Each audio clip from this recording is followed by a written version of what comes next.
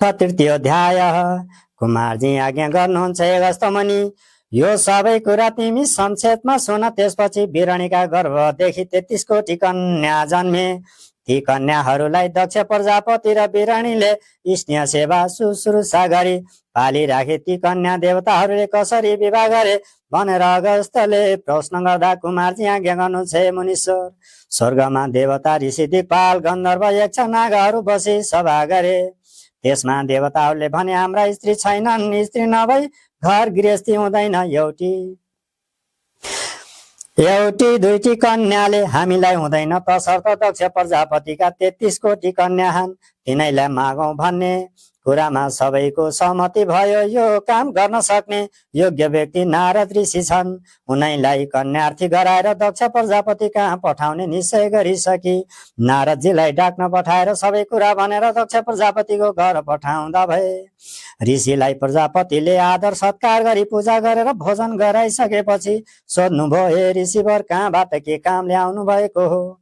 तब नारद ऋषि भन्नुहुन्छ, हे दक्ष प्रजापति, 33 कोटी देवताले विवाह गर्नलाई तिम्री कन्याहरू माग्न पठाएका हुनाले आएको हुँ। देवता ज्वाइँ तुल्याउनु पर्यो।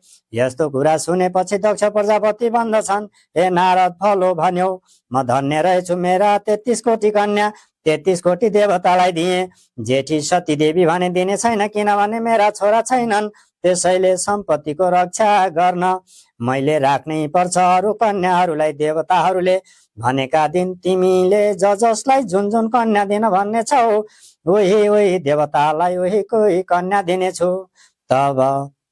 अब तिमी देवताहरूलाई यो खबर देऊ र लग्नको दिन ठहर कन्यादान लिन आउनु। यति भनेर नारदलाई नाना उपचारले पूजा गरेर बिदा दिए। नारदजीले पनि स्वर्गमा गएर सबै देवताहरूलाई सुनाइदिनु भयो। देवताहरूलाई छोरी दिने निश्चय गरी लग्नको दिन ठहराई शुभ मुहुर्तमा कन्यादान लिन आउने कुरा नारद मुनिका मुखदेखि सुनेर देवताहरू खुसी भए। सुदिन ठहराई देवताहरू कन्यादान लिन भनेर दक्ष प्रजापतिका घर जाँदा भए। 33 कोटी देवता आएका देखेर दक्ष प्रजापतिले पनि आदरपूर्वक सबैलाई सम्मान गरेर कन्यादान गरी 33 कोटी देवतालाई खुसी पारे। सबै छोरी ज्वाइँहरू दक्ष प्रजापतिसित बिदा मागेर आफ्ना आफ्ना घरमा जाँदा भए। 33 कोटी देवताले विवाह गरेको कुरा कैलाशका अधिपति शङ्करजीले नारद मुनिद्वारा जब थाहा पाउनुभयो अनि आफ्नो मनमा विचार गरेर हेर्नुभयो, ती देवताहरूले एक वचन पनि भनेनन्। मेरो कोही वास्तै राखेनन्। आफूहरूले सुटुक्क आफ्नो आफ्नो विवाह गरेछन्। तिनीहरूले विवाह गरे भन्ने सुन्दा मलाई पनि दम्पति हुने इच्छा भयो। विवाह कोसित गरौँ, एक्लै विवाह हुँदैन। कसकी छोरी कस्ती कस्ती छन् भन्ने कुरा ज्यो र ध्यान दृष्टिले विचार गर्न लाग्नुभयो। दक्ष प्रजापतिकी सबैभन्दा जेठी छोरी सती देवीको विवाह भएको रहेनछ भन्ने थाहा पाए। देवताहरूले मर्यादा राखेर विवाह गरेका रहेनछन् भन्ठानेर खुसी भए। अब दक्ष प्रजापतिको घर ती कन्या माग्न कसलाई लमी तुल्याएर पठाउँ, बरु आफै जान्छु भन्ने मनमा विचार उठ्यो र कन्यार्थी भएर दक्ष प्रजापतिका घर गए। दक्ष प्रजापतिले महादेव आएको टाढैबाट देखि आफ्नी पत्नी वीरणीसित भन्दछन्, ऊ त्यो आएको महादेव देख्यो, के भन्न आयो? यता दम्पति यस्तो कुरा गर्दै थिए। त्यसै बेला महादेव दक्ष प्रजापतिको घर मुनि आएर घरमा को छ भनेर बोलाए। दक्ष प्रजापतिले झ्यालबाट हेरेर माथि आइज भनेर राखे।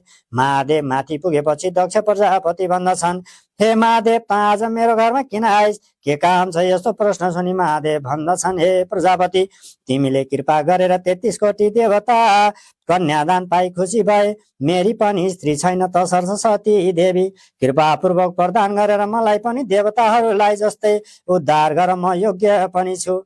छोरी एउटालाई नदी नहुने हो। योग्य वर पाएमा दिनु उचित सम्झन्छु।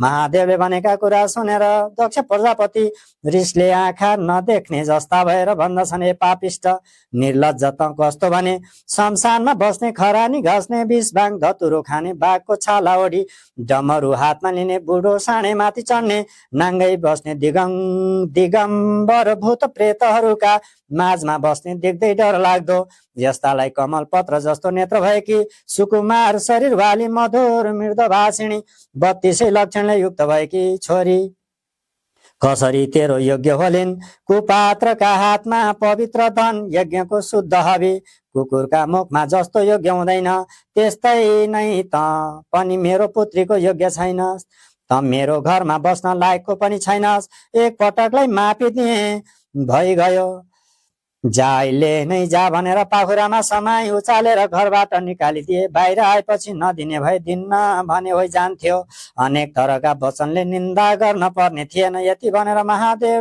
मन दुखाएर बाटो लाग्नुभयो हिँड्दा मनमा यस दक्षले मलाई निन्दा गर्यो अब यसकी छोरी अवश्य विवाह गर्दछु यस्तो विचार लिएर वैकुण्ठमा श्री विष्णु भगवानको दरबारमा पुग्नुभयो शङ्करजी आएको देखेर चाँडै उठी आदर पूर्वक आसनमा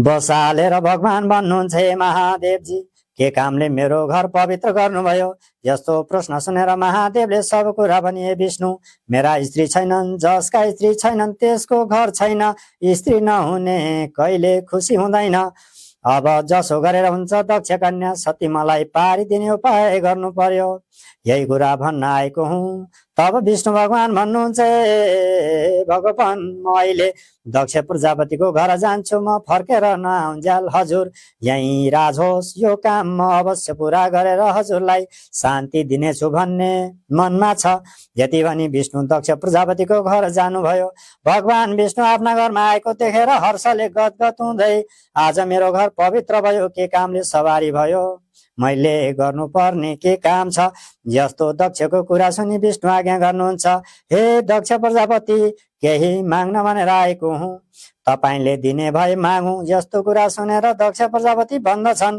हे भगवान हजुरले मागेको वस्तु अवश्य दिनेछु यसमा मिथ्या हुने छैन आज्ञा आवोस् यस्तो कुरा सुनेर विष्णु भगवान भन्नुहुन्छ हे दक्ष प्रजापति म वैकुण्ठको अधिपति भएर पनि मेरा मनमा सुख शान्ति छैन किनभने म अहिलेसम्म अविवाहित छु तपाईले कृपा गर्दा सम्पूर्ण देवताको मनोरथ पूर्ण भयो अब सती देवी मलाई दिई मेरो मनोरथ पूर्ण गर्नुहोस् यस्तो वचन सुनेर दक्ष प्रजापति भन्न लागे विष्णु छोरो नहुनाले मैले पुत्रको सट्टा उत्तराधिकारी बनाएर राखे कि छोरी दिनु त अनुचित हो तर म वचनबद्ध भएको हुनाले लाचार भए दिनै पर्यो सुदिनमा असल लग्न ठहराई विवाह गर्न पाल्नु होला यस्तो अमृत जस्तो मिठो वचन सुनेर विष्णु वैकुण्ठ पाल्नुभयो विष्णु आएको देखेर तिमी गएको काम के भयो भनेर महादेवले सोध्नुभयो विष्णु आज्ञा गर्नुहुन्छ ईश्वर काम त होला जस्तो छ तर मैले आफूलाई भनी मागेर आएँ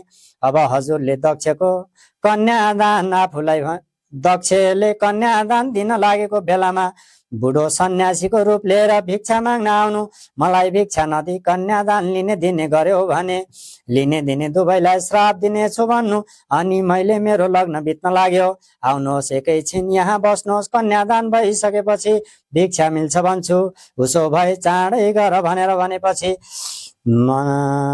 मानेर आउनु अनि म आफ्नो साथमा बसाल्नेछु कन्यादान दिँदा दक्षको आँखा छली कन्यादान हजुरलाई दिन लगाउँछु यस दिन यस बेला दक्ष प्रजापतिको घरमा सवारी होला भन्ने विष्णुले भनेको वचन सुनेर आनन्द मानी विदा भएर कैलाश पर्वतमा शिवजी पुग्नुभयो इति श्री स्कन्द पुराणे केदारखण्डे महात्म्य कुमार अगस्त संवादे श्री स्वस्तानि व्रत कथायां दक्ष कन्या विवाह वचन नाम तृतीय अध्याय हरे नम जय बोले श्री स्वस्तानि माता को।